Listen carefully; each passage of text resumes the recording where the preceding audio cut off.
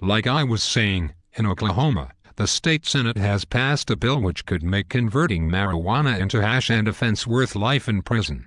For the first time, a marijuana drug charge could land you in jail forever. The state Senate voted 44-2 in favor of the legislation. The bill will not go to the state house for consideration. If passed, it will be transferred to the state's governor for final approval. We all know the real reason marijuana is illegal. It's not because people who are stoned are dangerous or violent or a threat to their community. There's too much money in it.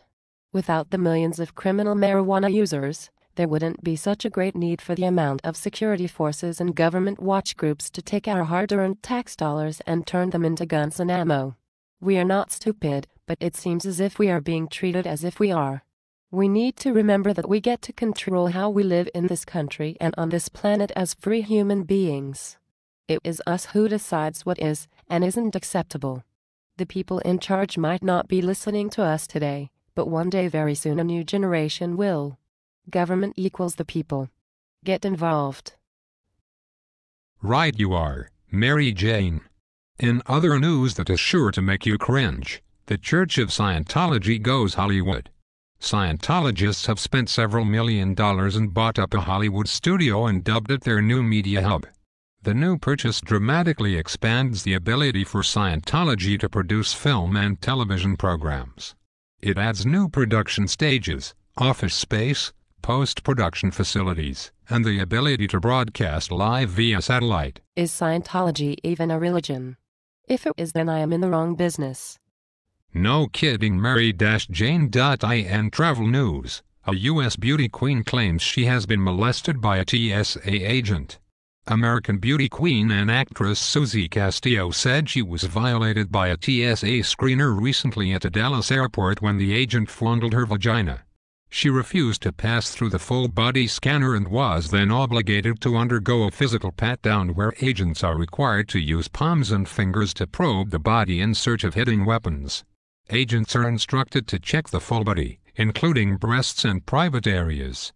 Being a frequent traveler, she often avoids the body scanners because she fears possible health implications. The incident left Castillo very emotional, crying in the airport. "I'm really upset that as an American I have to go through this," she said. "I do feel violated. I didn't think that I would when I had to opt out of the machine. But I feel completely violated. This woman touched my vagina 4 times. Following the incident, she filed a complaint with TSA. That is horrible. The U.S. is spending billions if not trillions of dollars hunting gangs on the other side of the planet.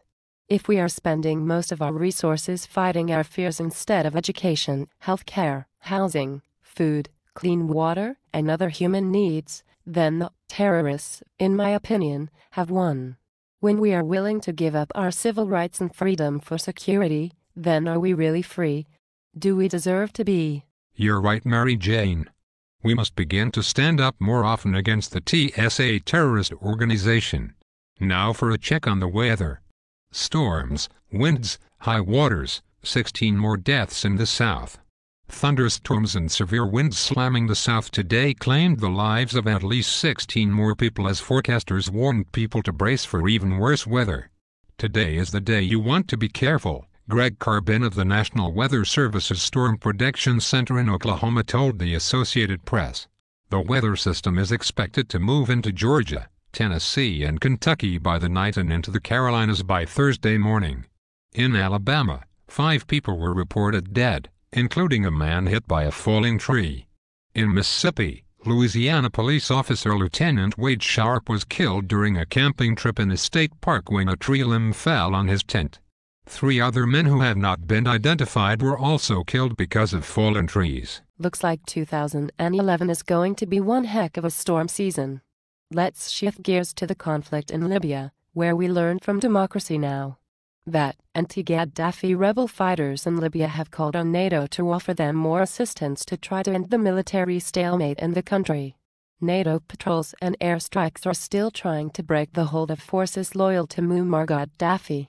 Pro-government groups have been shelling the port area in Misrata, the only city in western Libya that is in rebel control. There are reports Gaddafi's forces are using human shields in the city. Watch this interview at politicalfailblog.com. For our final story of the night, we introduce PFB's newest contributor, Jan Cautrier, who will be sharing her research on all things extraterrestrial. Tonight's post is, what does the U.S. government know about alien and UFO affairs? Since the beginning of 2011, we have witnessed a dramatic increase in reported sightings of UFOs. The government has also finally released classified documents concerning them. This raises the question, why now? For more than 30 years the public, astronauts, pilots, as well as many high-ranking military personnel have been urging the government to come clean on what they know. Let's take a minute and look back on what we do know. We know there was a UFO incident in 1947 in Roswell, New Mexico. We know there were first-hand witnesses to the event. We know that there was a press release concerning the crash, and by the next morning it was reported the crash was nothing more than a weather balloon. Thus began the conspiracy. The public knew they were duped because even in 1947, the average American could certainly discern the difference between a flying disc and a weather balloon.